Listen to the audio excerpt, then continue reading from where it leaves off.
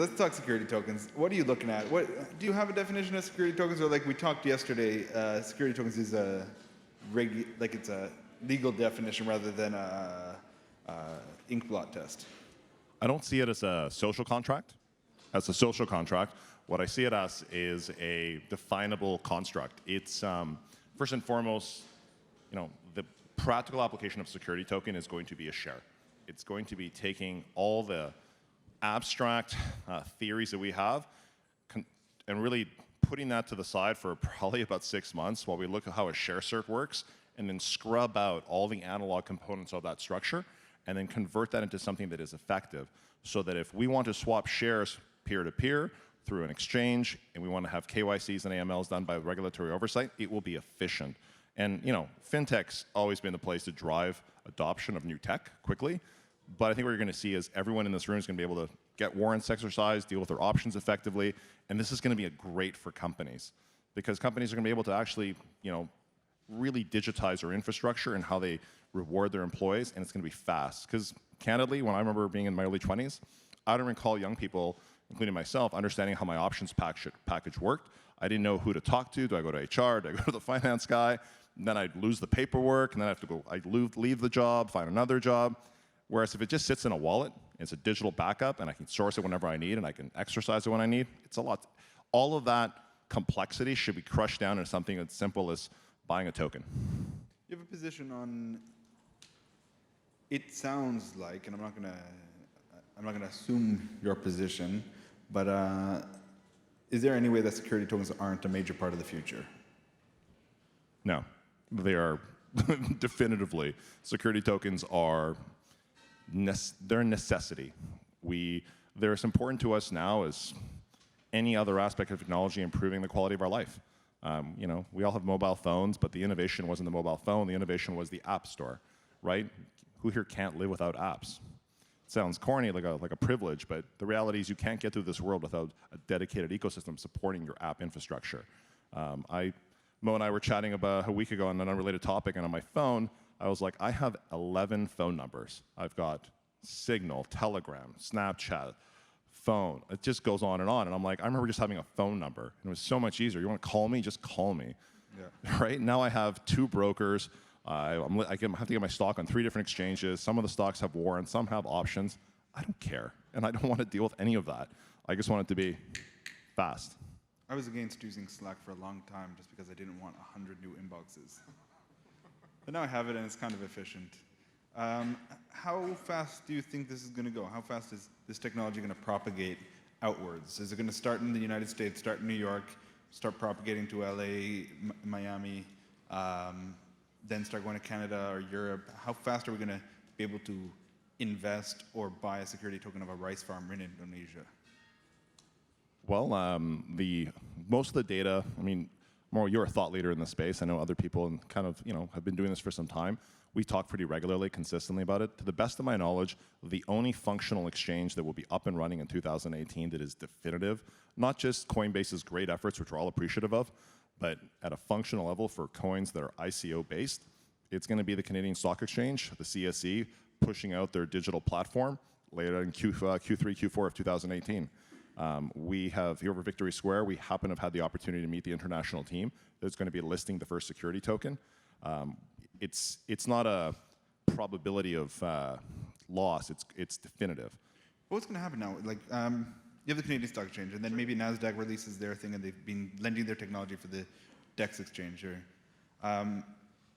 It seems like now we're just going to recreate a lot of the problems that exist currently, which is 20 different exchanges that aren't speaking to each other and using different protocols and using different sort of technologies, and then it just gets just as complicated and cumbersome as it used to be. I think you're spot on. The social impact of this, candidly, try another way. Let's unwind this. We went through the advancement of, for example, I remember having a Nokia candy bar phone, and I'd sit there and I'd play Snake, waiting for my mom to come to the car, and I would go through my life. And then the emergence of like smartphones, like real smartphones, changed my availability. Suddenly, you could access me anywhere. I didn't know if my parents were low-jacking me, if they knew where I was at all times, and I wasn't thinking about that. And then it became a problem. Then I was like, I'm always available. Then I had to retrain myself to understand that I could leave my phone in the kitchen. I can go out, play. I could live my life. And then the advancement of the App Store showed up. Then the fact that, to some degree, I act as a bit of a guardian for one of my siblings. So in that capacity, I can track my sister. I know that she's well, that she's safe. She has consent. She understands that I'm supervising her at arm's length, and she has a way to provide additional value. There's more security. The trade-offs are incremental, but cumulatively, they hit us really quick. And I think it's going to be very familiar for the first 12 months, and then all new vectors of opportunity are going to show up. Things that we haven't thought about are going to get very, very easy. I mean, I would say that most people I know can't explain how a derivative works. But if it's embedded into a smart contract, and the smart contract links to an infographic, oh my God, game changer, right? Suddenly Main Street understands what finance is actually about. Yeah, I think it's going to be pretty interesting to see in a year or two what sort of companies are created, because then there's going to be these interoperable layers. And maybe you will pay for a coffee at Starbucks with an Apple share. Do you think that's going to happen? Or do you think that I don't know, what are your thoughts? I have no idea. That's a good question. I think we're going to eventually get to the point where you'll have some sort, and let's be really transparent here. I'm a big advocate of AI. I think machine learning and neural is going to be the driving technology that enables blockchain to be truly successful and adopted. And I would say to you that if I'm going to Starbucks, I don't know, 36 months from now, and I'm grabbing a coffee and I'm waiting for someone and I want to pay, I should have the option of basically having an AI that understands that I have some play money that it uses kind of for day trading, and it can pull cash on that. So it lives off the interest, and interest is assigned for coffee. Interest is assigned for gas money.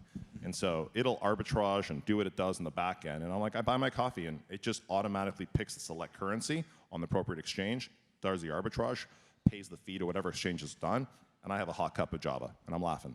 I think that will be I think you're right, whether or not you believe in AI or not. Did you repeat that? That's never happened before. I think you might be right. Much better, much better. Thank you. Yeah, I think for sure the retail experience is going to be much different, and I do think there will come a time where you and I will be in a restaurant, and the food will be really good, and the service will be really good, and potentially sitting there we could buy shares of the restaurant.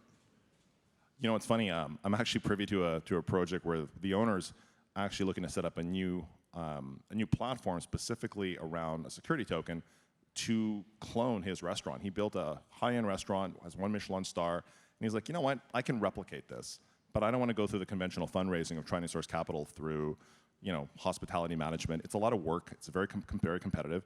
But I've sat in restaurants and I'm like, they're doing it right. I want to own a piece of this. And what's interesting is that you could go back to that restaurant over a year and a half, and suddenly you can end up with a sliver of the business up to a minority share that's actually lucrative. If I may, what's your thoughts on that? What do you think? And it's something I want to talk to you about real estate in a second, but I do think that companies, for whatever reason, are looking for investments, or maybe restaurants are looking for investments, whether or not they want some more money to build another chain or another branch, being able to offer to people that are there, because once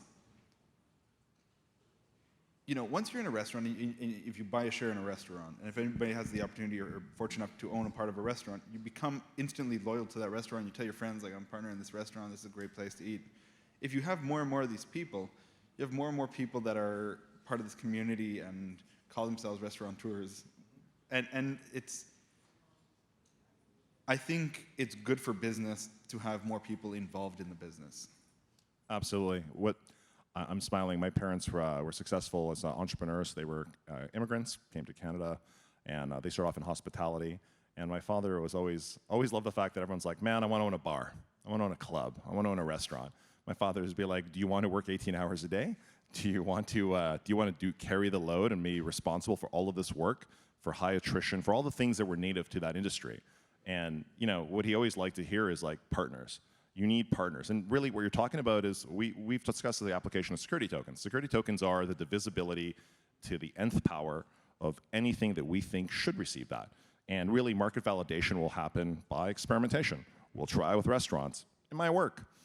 Maybe it works for a smokehouse, for a barbecue in Texas, because like everyone in Texas is down with barbecue and they know good. They're arbiters of taste, to pardon the pun. But if with real estate, it could be something even simpler. It's like, I want to buy a condo. I'm not making enough money to buy a condo today, and I'm really tired of paying rent. Maybe I'll join a condo collective. Maybe it's crowdsourced, powered by some sort of security token. And over the next 4 years, I can source enough of the money that I pay on top of my rent to put a down payment on a condo, so that I actually have a way to chip away. And instead of just saving money, I can earn in. And earning in is, I think, what we're trying to get to.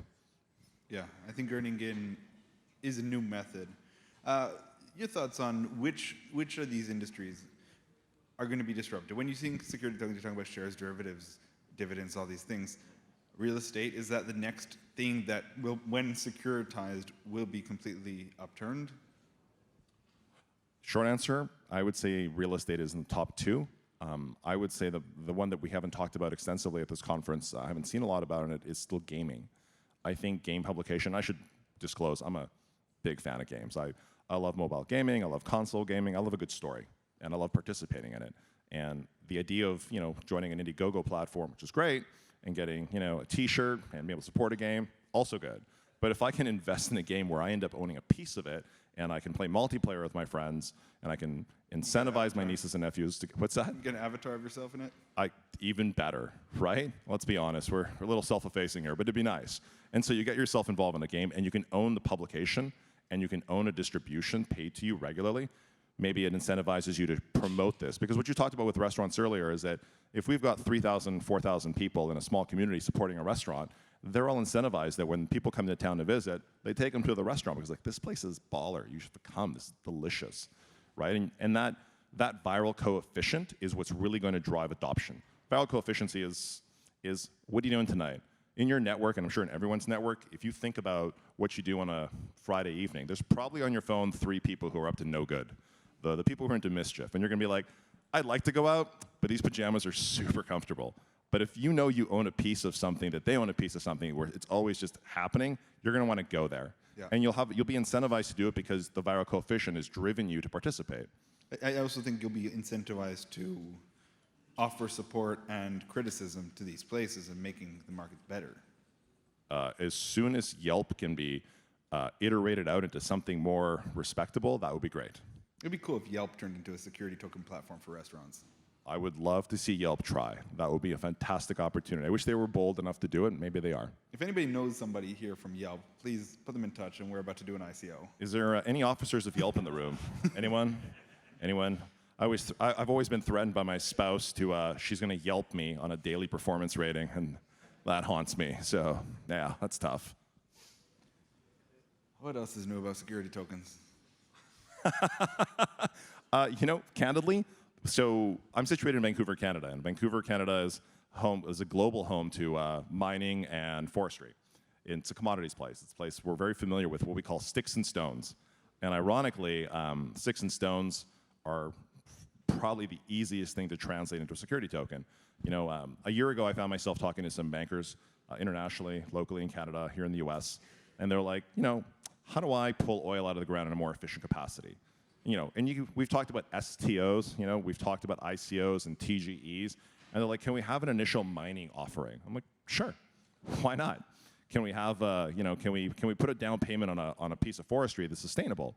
Can we create a coin that allows us to harvest wood, but has a mechanism that allows us to pay for the replanting of trees, and maybe incorporate a social impact component as well? And I'm like, dude, it's digital. You can do whatever you want. And the best thing about it is, you don't have to be smart enough to solve it yourself. There are tons of people who would work collaboratively to help you deliver that. If you like getting rich, and that's your thing, get as rich as you want, but it doesn't mean you can't be held accountable to the social impacts of your activities. And the best thing about it is, digital technologies scrub out the cost to almost zero when they're applied correctly. Yeah. I think it's fantastic. And the reality is, we as a people need to do better. And I think it's, as I said yesterday, I believe blockchain is a fundamentally important technology that brings us to a connective layer, right? Generates this fabric where we can all work collaboratively, efficiently. That's why. Yeah, I think you're right. There is this huge social angle to this and social impact angle. I'm part of a few projects that use blockchain to help with identities for refugees and children without identities. And that's in its most simple form. You have an immutable database to keep track of who's who and what's what. As it relates to security tokens and social good, I don't know how that's going to play out. Are you going to be able to have like you can make a security token for a charity or an NGO, and somehow there's money involved in dividends and in shares of this thing. And maybe it is the case where there's this viral coefficient of people want to join this offering because they want to be associated with it and do something better and give back to the community. But I don't think people have thought much about, when they do a security token offering, what is the social impact of that and what is their corporate responsibility if it's successful?